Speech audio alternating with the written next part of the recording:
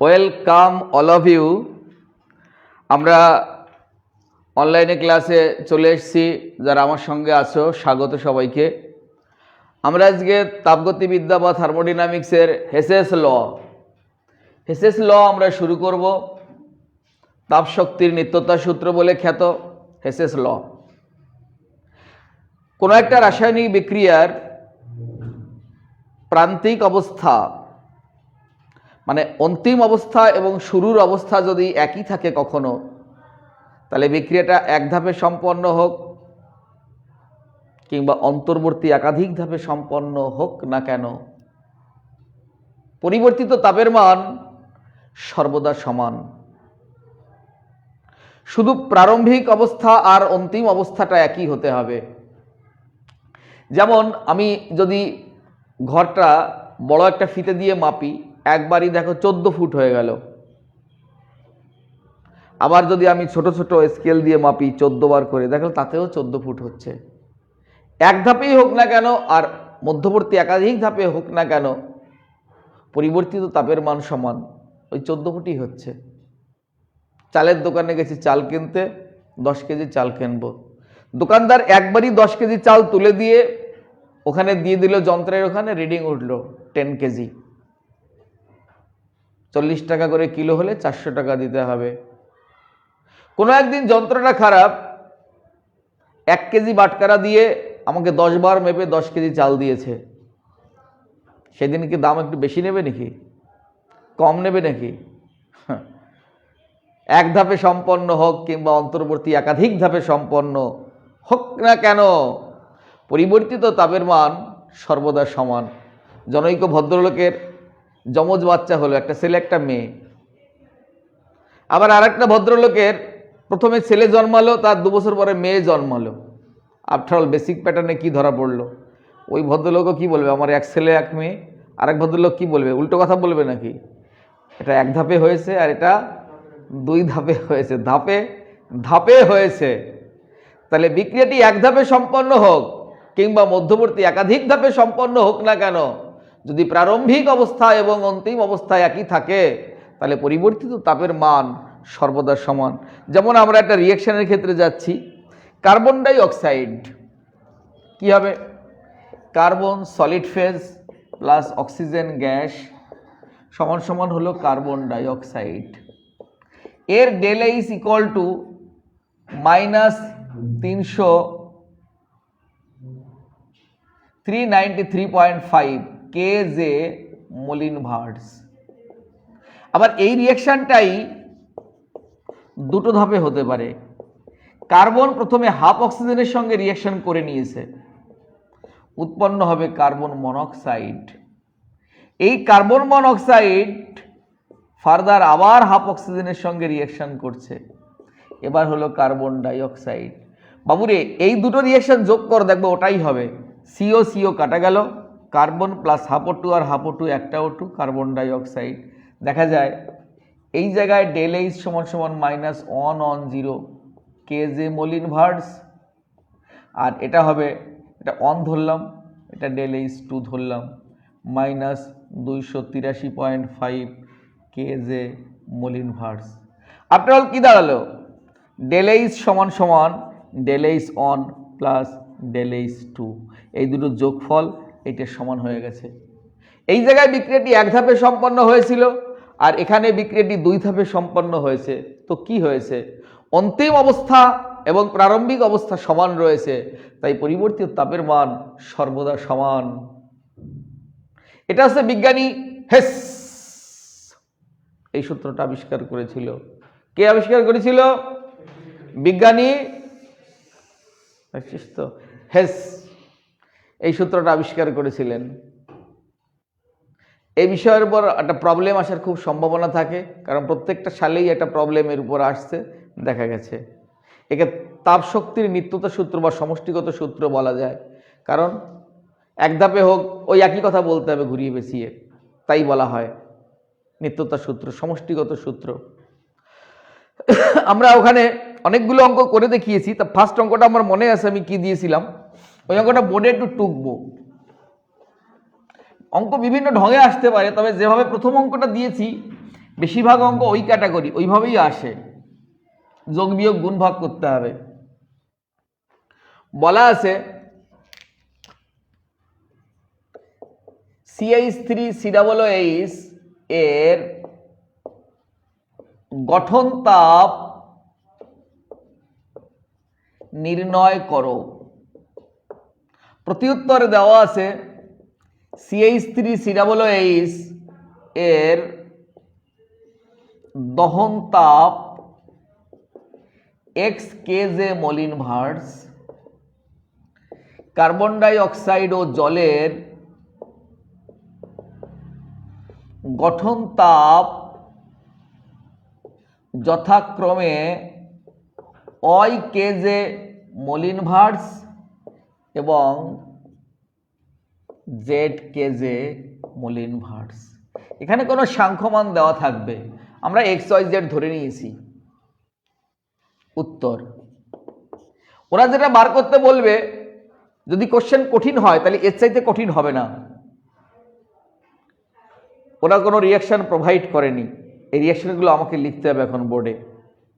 কিন্তু রিয়াকশনগুলো লিখে যদি দিত তাহলে এক ধরনের ভয় হতো, যারা কিছু বোঝে না ওরা ভাবতো বাবা কত কিছু এসেছে, পারবো না, এসব অঙ্ক হবে না, ছেড়ে দাও এটা। কিন্তু যখন আমি ছোট আসবে লেখার মধ্যে তখন ভাববে পারতেও পারি, চেষ্টা করি। কিন্তু যে রিয়াকশনগুলো এখন আমাকে লিখতে হবে কোশ্চেন সেটার সেইগুলো প্রোভাইড করে দেয়, তখন কোশ্চেনটা ভারী মনে হবে, এতটা বড় আর রিয়াকশানে ভরা থাকবে। তখন এইটুকু আমি অ্যাড করে নেব, উত্তরটা না বললে একসঙ্গে করলেই বুঝতে পারবে। তা অ্যাসিটিক অ্যাসিডের গঠন তাপ মানে এমন একটা বিক্রিয়া লিখতে হবে যে বিক্রিয়ায় অ্যাসিটিক অ্যাসিড প্রডিউস হয়। স্যার আমরা বুঝবো কি করে? এটা না হয় আপনি শিখিয়ে দিলেন, আমরা বুঝবো কি করে যে অন্য কোনো আননোন পদার্থ আসলে কোন বিক্রিয়ায় তাকে প্রডিউস করা যায়? ভয়ের কোনো কারণ নেই, তার সংকেতটা ওরা দিয়ে দেবে আশা করি। সংকেতটা জানলে কি করে প্রোডাকশন করতে হয় তার শেখার নিয়ম আছে। এটা কোনো ল্যাবরেটরি মেথড না, কোনো ল্যাবে দেখাতেও হবে না, এরকম কোনো পদ্ধতি না, এটা তোমার মতো করে বানাতে হবে। চলো আমরা যে এটা একটু বানিয়ে দিয়ে আসি। প্রথমে দেওয়া আছে কার্বন, হাইড্রোজেন আর অক্সিজেন। দেখো তো এছাড়া আর কিছু আছে কিনা? কার্বন, হাইড্রোজেন আর অক্সিজেন আছে, এটা আমরা যোগ করব। কার্বন সলিড স্টেট থাকে সবসময়, হাইড্রোজেন গ্যাসিয়াস স্টেট, আর থাকে অক্সিজেন, মিলে হবে CH3COOH। ফেজ দেওয়া নেই, এটা ফেজ দিয়ে নেই অঙ্কের মধ্যে, লিকুইড ফেজ। গঠন তাপ বলেছে ফরমেশন ডেল HF, H মানে হিট, F মানে গঠন মানে ফরমেশন ইকুয়াল টু হট, এটা বার করতে হবে। এবার balance, balance must. Sir balance কি করে করব? এটা রকম ব্যালেন্স আছে, এই ব্যালেন্স এর আগে কোনোদিন করনি, এই প্রথম। জীবনের কোনো না কোনো জিনিস প্রথম হয় কখনো কখনো। কি করে ব্যালেন্স করব স্যার? যার নাম প্রশ্নকর্তা প্রশ্নপত্রে খোদিত হবে বা চিহ্নিত হবে তার আগে কোনো সংখ্যা বসাতে পারবে না। বিশাল মৌলবাদ, মেয়েদের স্বাধীনতা থাকবে, কিন্তু সেটা পুরুষের অধীনে। মৌলবাদ এ কেমন স্বাধীনতা? এমন ব্যালেন্স যে ব্যালেন্স করার সময় প্রশ্নপত্রে যার নাম খোদিত হবে বা চিহ্নিত হবে তার আগে কোনো সংখ্যা বসাতে পারবে না। কেন স্যার এই মৌলবাদটা কেন করা হলো? বাবুরে, যদি এর আগে আমরা কোনো সংখ্যা বসাই তাহলে সেটা যদি 2 বসাই তাহলে 2 মোলের ক্ষেত্রে, 3 বসালে 3 মোলের ক্ষেত্রে হবে, কিন্তু এই মানগুলো সব বেরোবে কিলোজুল পার মোল, 1 মোলের ক্ষেত্রে। এই কারণে এর আগে কোনো সংখ্যা বসাতে পারবো না, হাত পা বাঁধা। এই ব্যালেন্স আগে কোনদিন করেছো? এই প্রথম। তাহলে যদি না মেলে ব্যালেন্স, ভগ্নাংশ দিলে তো মিলতে বাধ্য। আচ্ছা চলো এবার দেখে আসি। দুখানা কার্বন আছে, একটা দুটো, ভালো করে দেখ টর্চ লাইট দিয়ে। দুটো। হাইড্রোজেন আছে 3 আর 1 4, অক্সিজেন দুটোই আছে, দেখ ব্যালেন্স হয়ে গেছে। আচ্ছা এবার এখান থেকে বেরিয়ে যাই। তারপরে বলেছে CH3COOH এর দহন তাপ, ওটা লিখতে হবে। দহন মানে কি? অক্সিজেনের উপস্থিতিতে পোড়ানো, আমরা অক্সিজেনের উপস্থিতিতে এটাকে দহন করব। যে কোনো হাইড্রোকার্বনকে দহন করলে কার্বন ডাই অক্সাইড আর জল মাস্ট, এর del H, C, C for combustion, heat, H মানে হিট, সি মানে কম্বাসন, পড়তে হয় heat of combustion equal to hot. আবার সেই গল্প, এটা দহন তাপ লিখেছি ওখানে kilojoule mole inverse, question mark কেন দেওয়া আছে, এক্স, কেজে মোল ইনভার্স। এটার আগে কোনো সংখ্যা বসাতে পারবো না। চলো দেখে আসি কি অবস্থা আছে। দুটো কার্বন, দুটো কার্বন, হাইড্রোজেন কটা, চারটে, অক্সিজেন কটা, এখানে দুটো আছে আর এখানে দুটো, চারটে আছে, আর এখানে 2 দুগুণে 4 আর 2 6, কাম সাচ্ছে, 2 দুগুণে 4 আর 2 6, আর আমার তো আছে চারটে, তাহলে ব্যালেন্সটা কি করে করব? তার মানে এখানে হচ্ছে 2 আর কত হলে 2 দুগুণে 4 আর 2 6, না না মিলছে তো, জাস্ট 2, কোনো ভগ্নাংশ বসাতে হলো না। আচ্ছা, এইবার তারপরে বলেছে CO2 এবং জলের গঠন তাপ নির্ণয় করো। এমন একটা বিক্রিয়া লিখবে যেখানে এটা গঠন হয়। আবার সেই কথা, এই বিক্রিয়া পাবো কোথায় স্যার? কার্বন ডাই অক্সাইড মানে কার্বন আর অক্সিজেন আছে, জল মানে হাইড্রোজেন আর অক্সিজেন আছে, যা থাকবে সব যোগ করে দিবি। অ্যাসিটিক অ্যাসিড মানে কার্বন হাইড্রোজেন অক্সিজেন আছে, কার্বন হাইড্রোজেন অক্সিজেন আছে, দেখেই বুঝতে পারবি। তারপরে একটু প্র্যাকটিস করলে সাহস বাড়বে, মনের জোর বাড়বে। কেউ যদি বলিস স্যার আমি না প্র্যাকটিস করব না, কিন্তু আমি না হলে যে লিখবো, মূর্খের স্বর্গে বাস করছিস। এই কথা মিনিংলেস, এগুলো যায় না। আচ্ছা চলো, কার্বন ডাই oxide, carbon solid plus oxygen gas সমান সমান কার্বন ডাই অক্সাইড গ্যাস, ডেল এইচ ফরমেশনের মান দিয়ে দিয়েছে অই, এই দেখো অই কেজে মোল ইনভার্স। কেজে কখনো জেকে করো না, কেজে লেখা থাকলে কেজে মানে কিলোজুল, জেকে মানে জুল কেলভিন, আলাদা জিনিস। এবার জল, এই ব্যালেন্সটা আছে, ব্যালেন্স করা আছে। জল, জল লিকুইড ফরমেশনে আছে, del H F Z কেজে mole inverse. বাবুরি, জলের আগে কোনো সংখ্যা বসাতে পারবি না। এই ব্যালেন্স যদি আমাদের এমনি থেকে করতে হতো, আমরা এই ব্যালেন্সটা এভাবে করতাম, কিন্তু জলের আগে কোনো সংখ্যা বসানো যাবে না, এই যে নতুন ব্যালেন্স। তাই কিভাবে করব স্যার? এখানে একটা অক্সিজেন আছে, এখানে দুটো, হাইড্রোজেনটা ঠিকই আছে, তাহলে এখানে যদি আমি হাফ করে দেই, 2 আর 2 কাটাকাটি গেল, তাহলে একটা অক্সিজেন একটা অক্সিজেন, ব্যালেন্স হয়নি? হয়ে গেছে ব্যালেন্স। পরীক্ষক এই প্রশ্ন, এইগুলো প্রোভাইড নিজে করতে পারে। অনেক প্রশ্ন দেখবে এত বড় প্রশ্ন, এরকম লেখা আছে, তারপর আবার এরকম লেখা আছে, ভয়ে অনেকে দৌড় দিয়ে চলে আসে, বাবা কি সব এসছে। বরংস না দিয়ে দিলে এগুলো তোর নিজেকেই লিখতে হবে। তারপরে এই কোশ্চেনটা কঠিন কোশ্চেন ছিল, আর এগুলো দিয়ে দিলে তো এগুলো করতে হতো না আর। আচ্ছা, এইবার বার করতে বলেছে এর গঠন তাপ, সেই রিয়াকশনটা কোথায়? এখানে যে হট লেখা আছে। বেস্ট ইজিয়েস্ট, এটা 1 নাম্বার ইকুয়েশন, এটা 2 নাম্বার ইকুয়েশন, এটা 3 নাম্বার ইকুয়েশন। এই 1 নাম্বার ইকুয়েশন, 2 নাম্বার ইকুয়েশন আর 3 নাম্বার ইকুয়েশন তুমি এমনভাবে ইউজ করো যাতে এই ইকুয়েশনটা হয়ে যায়। ভালো করে দেখো, CH3 CH কোন দিকে আছে? ডান দিকে। আমাদের কোন দিকে আছে? বাম দিকে। কাম সারছে। দুটো কার্বন আছে, এখানে কার্বন পেয়েছি, তার মানে একে 2 দিয়ে গুণ করতে হবে, না দুটো কার্বন পাবো না। তারপরে দুটো হাইড্রোজেন আছে, তার মানে একে 2 দিয়ে গুণ করতে হবে, তাহলে একেও 2 দিয়ে গুণ করতে হবে, একেও 2 দিয়ে গুণ করতে হবে, আর দুজনের মাঝখানে যোগ সাইন, তার মানে যোগ করে দিতে হবে। যোগ করে এর থেকে বিয়োগ করে দেব, বিয়োগ করলেই তো আমি ওটা পেয়ে যাচ্ছি। তাহলে দেখো একটা লিখি, নাহলে একবার মুখে বললে মুখ থেকে বেরিয়ে যাবে কথা। 2 নাম্বার ইকুয়েশন ইন্টু 2 যোগ 3 নম্বর equation into 2।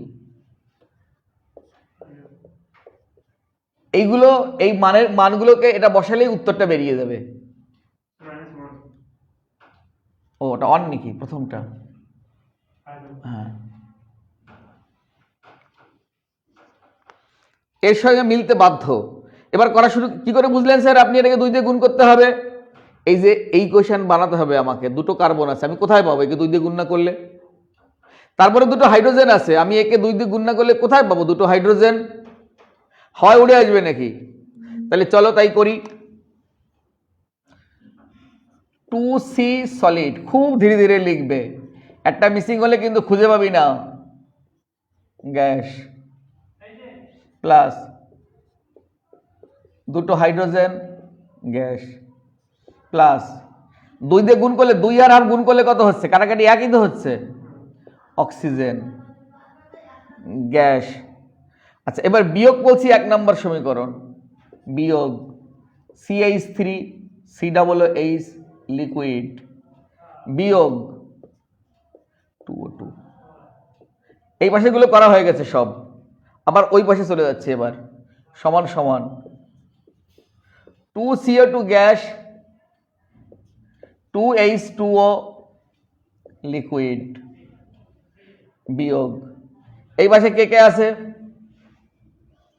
2CO2 gas 2H2O liquid. এবার এইগুলো করতে হবে, একে 2 দিয়ে গুণ করছিলাম, ডেল এইচ সমান সমান 2y মাইনাস মাইনাস না plus plus 2z minus x. দেখো বাচ্চাদের মতো করলাম, কিন্তু একটু ধীরে, কোথাও সাইনে ভুল হলে অঙ্ক মিলবে না, নেগেটিভ সাইন দেবে, তখন খুঁজতে হবে ভুলটা কোথায় হয়েছে। এই কারণে বারবার খুব ধীরে ধীরে করবে। এগুলো আর কাজে লাগবে না, মুছে দিলাম। আচ্ছা কিছু কাটা ছাড়া যাবে?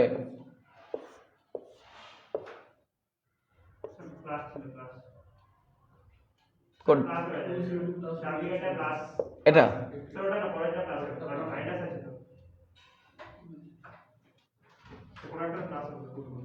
এটা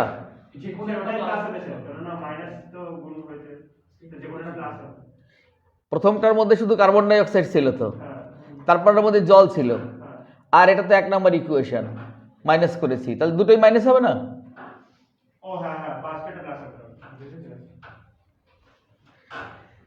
দুটো কার্বন, অক্সিজেন দেখ কটা আছে মোট? বাবা আমি উড়িয়ে দিই,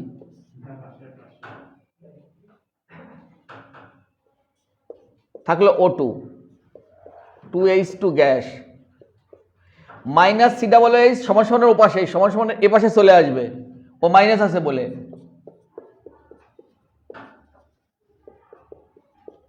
এর মান যেহেতু ফরমেশন তাই এবার F লিখলাম 2y plus 2z minus x kj mole inverse. এর আগে কোনো সংখ্যা নেই, এই কারণে মোল ইনভার্স লিখতে সাহস পেলাম। এবার দেখো মাসে মেলাবেন, কিন্তু একটা কার্বন দুটো কার্বন, দুখানা অক্সিজেন O2 দুটো আছে, 3 আর 1 4টে হাইড্রোজেন, 2 দুগুণে 4। যদি ওখানে কোথাও ভুল থাকে এই ব্যালেন্স হবে না এখানে এসে, তখন খুঁজতে হবে আবার কোথায় ভুল হয়েছে। ভালো অঙ্ক না? আসবে কিন্তু একটা পরীক্ষায় একটা এরকম আসবে। এবার আমি ইয়ারের বই থেকে একটা কোশ্চেন করব, কারণ আমি যে কোশ্চেনগুলো পাঠিয়েছি আমার মনে নেই কোনগুলো পাঠিয়েছিলাম, তবে যেগুলো পাঠিয়েছি সব ইয়ারের কোশ্চেনগুলোই পাঠিয়েছি। একটা করে দিলাম, এবার আরেকটা আমি করছি এখানে বসেই, কারণ বইটা আমি মেলেই নিয়েছি।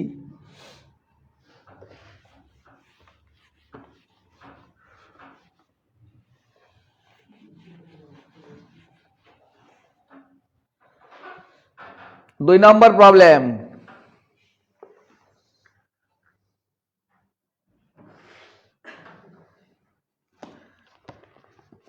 দু 2014 2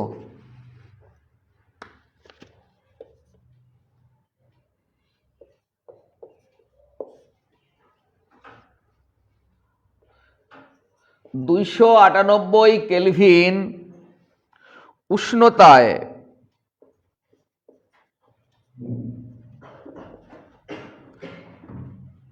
নিম্নোক্ত বিক্রিয়ার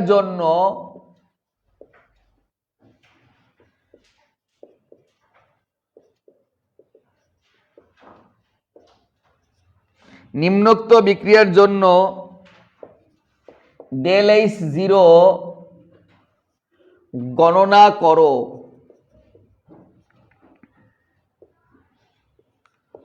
OH G, হাইড্রোজেন G দেওয়া আছে।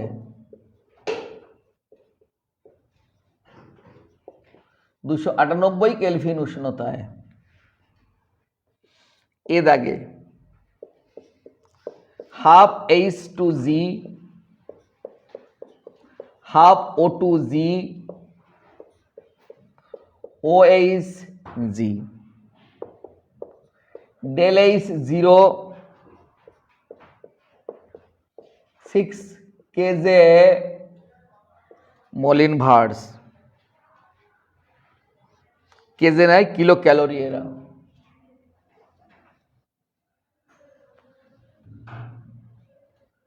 CAL kilo calorie.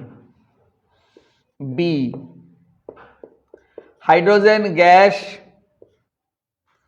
অ্যারোসাইন 2HG, ΔH0 104.18 kilo calorie. সিদাগে oxygen gas 2OG, ΔH0 18.32 kilo calorie. দেখো বাবু, এরকম আসলে পরেই প্রশ্নটা একটা জায়ান্ট মনে হবে যে কি যেন একটা দিয়ে দিয়েছে প্রশ্নকর্তা, কিন্তু এগুলো সোজা প্রশ্ন, কারণ এই রিয়াকশনগুলো ওরা না দিলে আমাদেরকে লিখতে হতো, প্রশ্নকর্তা প্রোভাইড করে দিয়ে দিয়েছে। অনেক সময় কারো উপকার আমাদের কাছে এরকম ভয়ের কারণ হয়।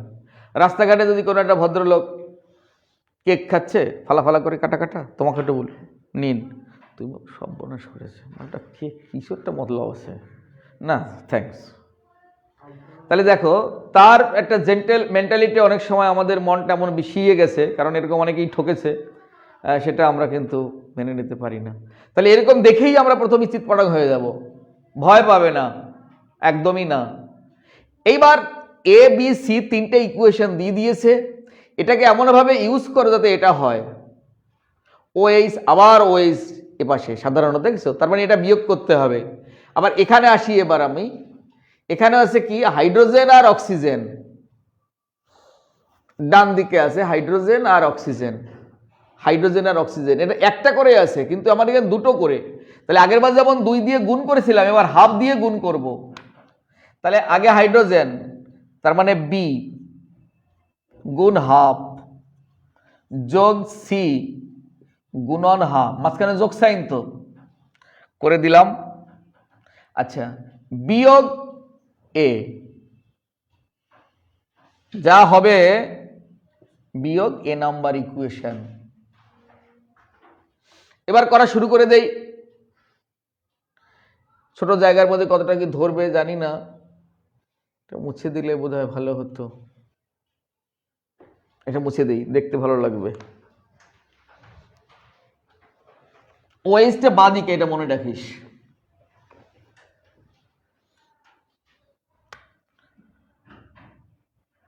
বি, বি কোথায় গেল? এটা, একে হাফ দিয়ে গুণ,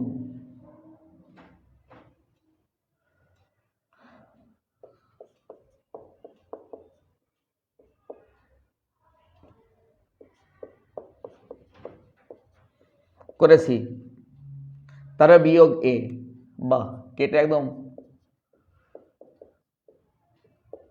লাভলি, সমান সমান। আর এদিকে তো কেউ নেই, বাদিকে এর কেউ নেই, চলে যায় ডান দিকে। একে হাফ দিয়ে গুণ করলে শুধু এইচ থাকবে বাবু, হয়ে গেল। একে হাফ দিয়ে গুণ করলে শুধু ও থাকবে, গ্যাস, বিয়োগ এটা করেছি তাই তো, মাইনাস সাইন কিছু নেই। আচ্ছা, এইবার ডেল এইচ লিখতে হবে।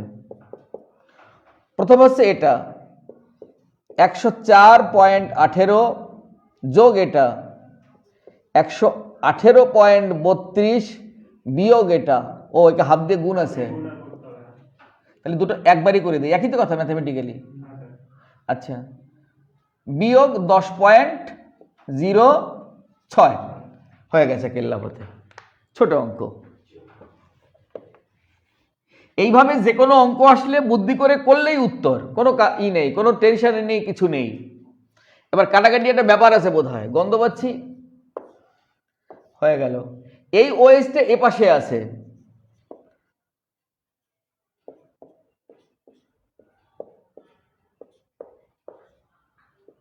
সবাই গ্যাস। ওএসির আগে কি কোনো সিম্বল ছিল নাকি গ্যাস না কিছু? তোমরা লিখেছো রেখেছো না গ্যাস। আচ্ছা, এবার ওএসটা বাম দিকে ছিল না ডান দিকে ছিল?